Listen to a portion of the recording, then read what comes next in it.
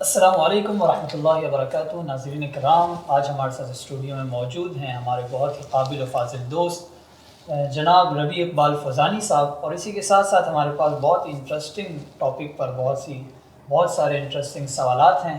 تو چلتے ہیں بلا تاخیر ہم اپنے سوالات کی طرف. السلام علیکم ورحمۃ اللہ. وعلیکم السلام ورحمۃ اللہ وبرکاتہ. جناب آپ ٹھیک ٹھاک، اللہ کا شکر. بہت شکریہ آپ اسٹوڈیو میں تشریف لائے.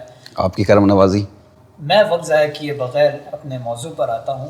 ربیع اقبال فوزانی صاحب، آپ کی ویڈیوز ہم دیکھتے رہتے ہیں، آپ کو سنتے رہتے ہیں.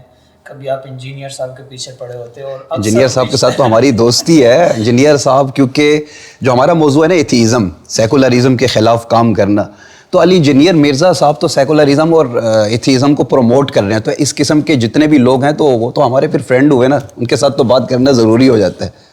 لیکن ایک بات ہے کہ آج کل آپ لوگوں کو ان ایتھیسٹ نے آج کا ہمارا ٹاپک ایتھیزم رہے گا.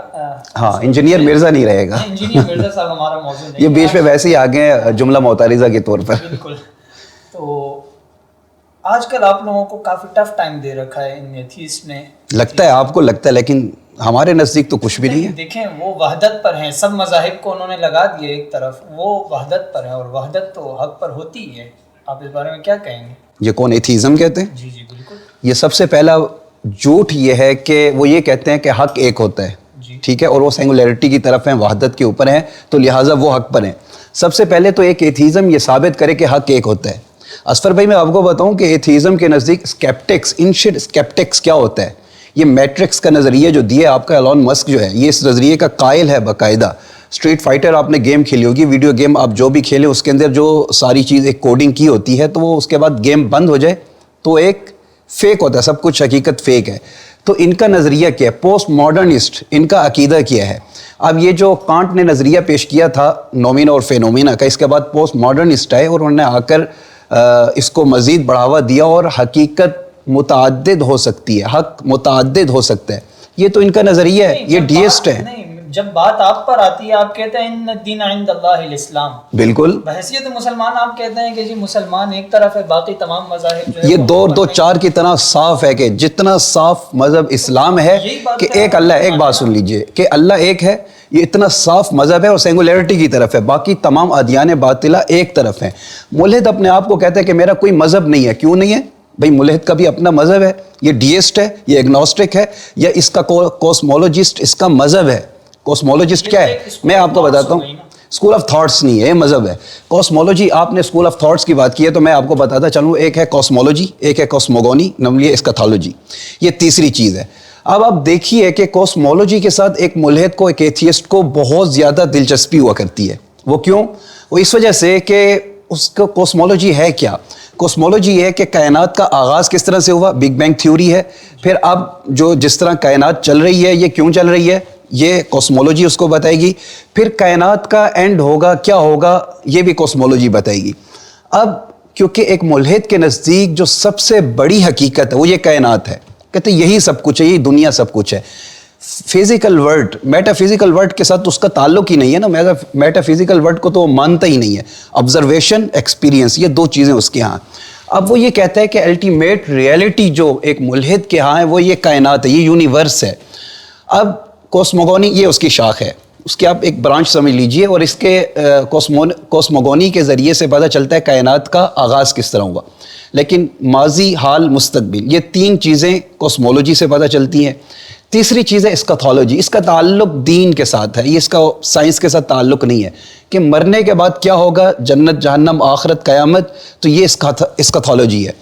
اب آپ دیکھیے کہ ایک ملحد کے لیے جو الٹیمیٹ ریئلٹی جس کو وہ مانتا ہے وہ کوسمولوجی کے ذریعے سے مانتا ہے. اب ایک چیز اس کو اس کی الٹیمیٹ ریئلٹی بتا رہی ہے. ہم سے کوئی پوچھے کہ الٹیمیٹ ریئلٹی کیا ہے، دا بگیسٹ ریئلٹی کیا ہے، تو ہم کہیں گے کہ اللہ، ایک اللہ ہے. ایک ملحد سے پوچھا جائے کہ بگیسٹ ریئلٹی کیا ہے تو وہ کہے گا کائنات، یونیورس ہے. تو ہمیں ہماری بگیسٹ ریئلٹی کے بارے میں کس نے بتایا؟ ہمارے دین نے بتایا نا.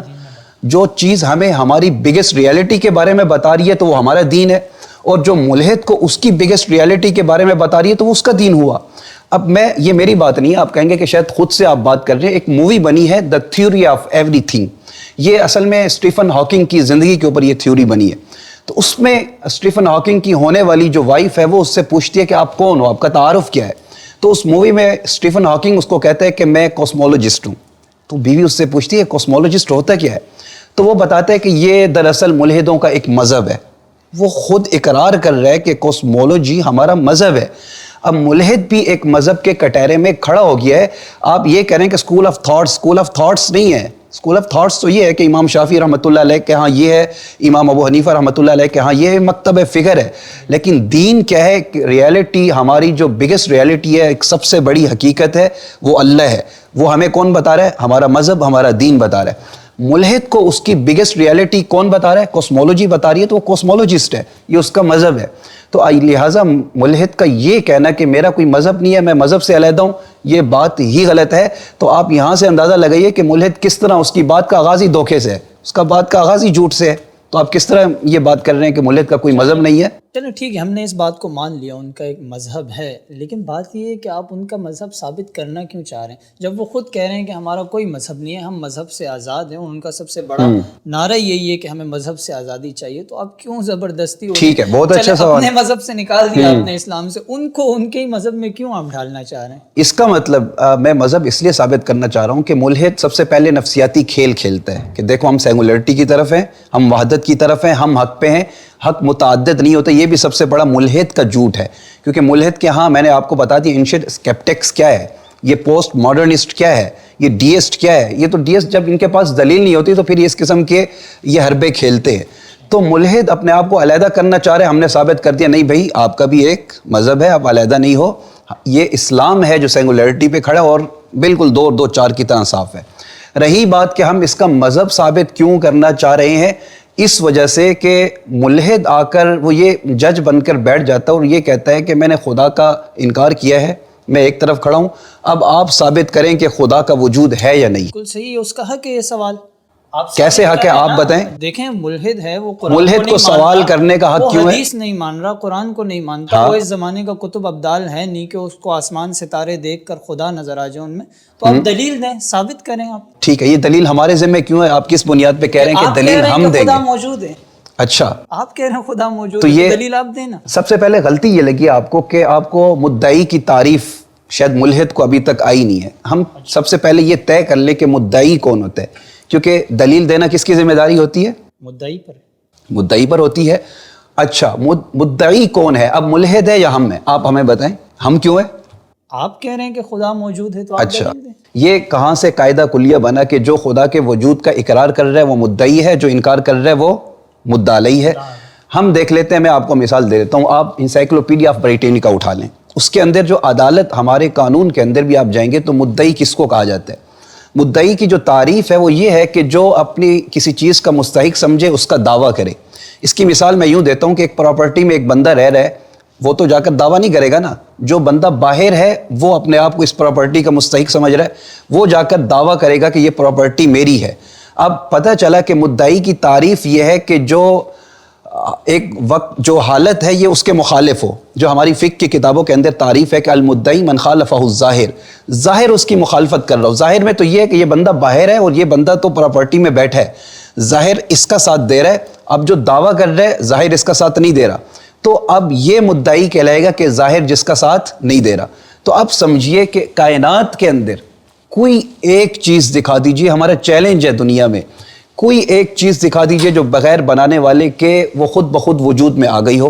لیپ ٹاپ ہے, خود بخود پاپ اپ ہوا اور بن گیا. آپ دیکھیں ایک بلڈنگ ہے اور صبح نہیں تھی, شام کو خود بخود سب کچھ ملتا گیا اور ایک بلڈنگ بن گئی.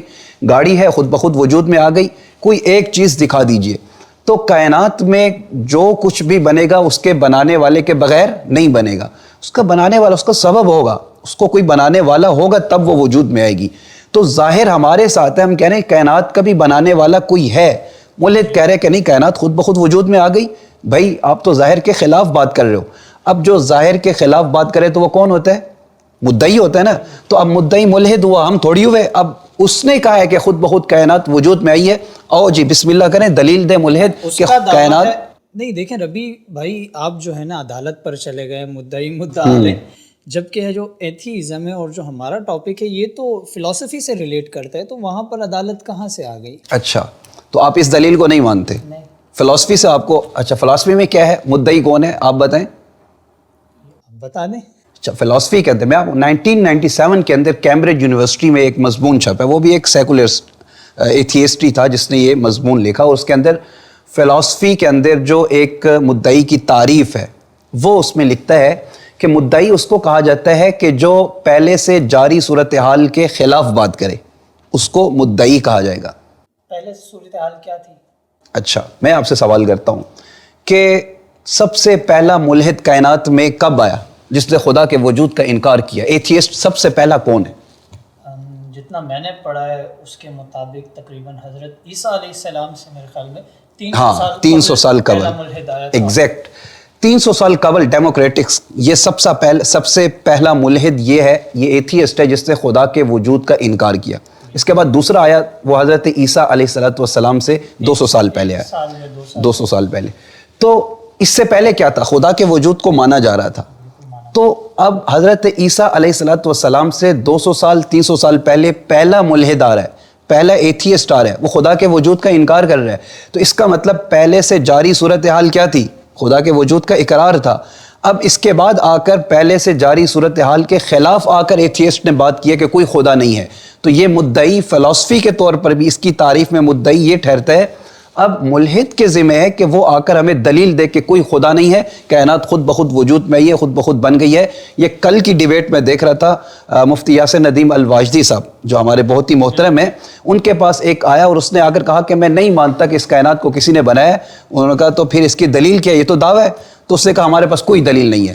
تو ملحد کے پاس اس بات کی کوئی دلیل نہیں ہے کہ خدا نہیں ہے, اور اس بات کی بھی کوئی دلیل نہیں ہے کہ کائنات خود بخود وجود میں آ گئی ہے. تو کیونکہ ملحد کے پاس دلیل نہیں ہے نا, تو اس لیے وہ پینترے بدلتا ہے. وہ کہتا ہے کہ میں مدعا علیہ ہوں, آپ مدعی ہیں, آپ دلیل دیں. ہم دلیل دیں گے, وہ کبھی ڈیسٹ بنے گا. ڈیسٹ کا مطلب اس کے پاس جب جواب نہیں ہوگا نا تو وہ کہے گا کہ ٹھیک ہے مان لیتا ہوں کوئی خدا ہے, اس نے کائنات کو بنایا, لیکن اب وہ خدا میری زندگی میں بھی مداخلت کر رہا ہے یا اس کائنات کو بھی چلا رہا ہے, خالق تو ہے مدبر نہیں ہے. یہ بات کہہ کر اپنی جان, رچرڈ ڈاکنس نے جو کتاب لکھی ہے اس کے اندر اس نے یہ لکھا کہ میں ڈیسٹ ہوں, کیونکہ جب جواب نہیں ہے نا, دلیل نہیں ہے, تو یہ کہہ کر جان چھوڑا دینا, یا پھر وہ اگنوسٹک بن جائے گا. ٹھیک ہے کہ آپ خدا کے وجود کی دلیل دے رہے ہیں, لیکن دوسری طرف بھی تو دلیل موجود ہے, 50% کی بات کرے گا, یا وہ پوسٹ ماڈرنسٹ بن جائے گا, یا پھر آپ دیکھ لیجئے ایکیڈیمک اسکیپٹکس بن جائے گا کہ حقیقت تک پہنچنا ممکن ہی نہیں ہے, لہٰذا خدا کو میں مانتا ہی نہیں ہوں. تو اس وجہ سے ملحد بھاگتا ہے کہ اس کے پاس دلیل نہیں ہے. آپ چاہتے ہیں کہ ملحد دلیل دے؟ دلیل دے. ہم تو چاہتے ہیں خدا کے وجود کے انکار پر دلیل دے, پتہ تو لگے کہ اس کے پاس بھی دلیل ہے یا نہیں ہے. ہمارے پاس سینکڑوں دلائل ہیں, ہم دیں گے دلائل, لیکن احسان کے درجے میں ہمارے اوپر دلیل بنتی نہیں ہے. لیکن احسان کے درجے میں پھر بھی ہم دیں گے خدا کے وجود پر دلائل. کاسمولوجیکل آرگومنٹ, کلام کاسمولوجیکل آرگومنٹ امام غزالی رحمۃ اللہ علیہ کا ہے. یہ ایسا آرگومنٹ ہے کہ اس وقت کا ایک عیسائی پادری ہے, اس سے پوری عیسائی دنیا کے اندر, ولیم گریک اس کا نام ہے, اس نے کہا کہ امام غزالی رحمۃ اللہ علیہ نے جو یہ دا کلام کاسمولوجیکل آرگومنٹ پیش کیا ہے, اس کا رہتی دنیا تک ملحد اس دلیل کو نہیں توڑ سکتا. یہ خدا کے وجود پر اتنی مضبوط دلیل ہے, خدا کے عدم وجود پر دلیل نہیں لا سکتا. جی ہن لاؤ دلیل لے کر.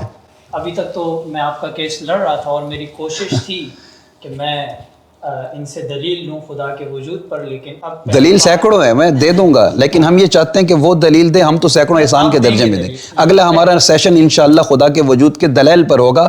ملحد کو کبھی بلا کر بٹھا کر کہیں کہ ذرا آپ بسم اللہ کریں, دلیل دیں آپ خدا کے وجود کے انکار کی. جی تو ننھے منھے ملحدین, جیسا کہ آپ نے سنا کہ اب جو ہے دلیل آپ کو دینی پڑے گی. پہلی دلیل آپ یہ دلیل دیں کہ خدا موجود نہیں ہے, تو پھر ہماری بات آگے بھی جائے گی. اور جو آپ کا یہ کہنا ہے کہ کائنات خدا نہیں چلا رہا ہے, کائنات میں خدا کا کوئی عمل دخل نہیں ہے, اگر خدا کا نہیں ہے تو پھر کس کا ہے, یہ بھی انشاءاللہ ہمارا نیکسٹ ٹاپک رہے گا. تو پھر ملتے ہیں اگلی ویڈیو میں. تب تک کے لیے اللہ حافظ.